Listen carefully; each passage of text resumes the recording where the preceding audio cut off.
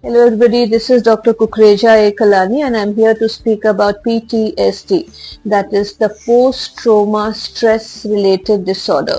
So when we talk about trauma, it could be related to a short or a long-term physical or mental abuse, domestic violence, or the patient may have experienced an accident or loss of the loved one, which has been very, very sudden, or there's been, he has seen some wartime episodes or epidemic related events. So these are the common factors which can lead to this stress disorder.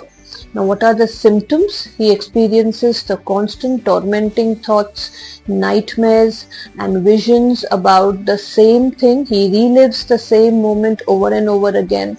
And to escape from these thoughts, he tries and avoid all those situations or people who remind him of the old trauma.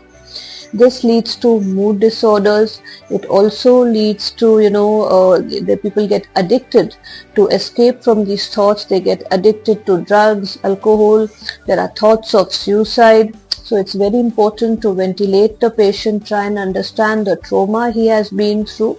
So CBT is very, very important because it helps in knowing the patient well and, trying and explaining them that, how they can come out of this difficult situation. But at times there are medicines needed, antidepressants, so as to help them not get into severe mood disorders.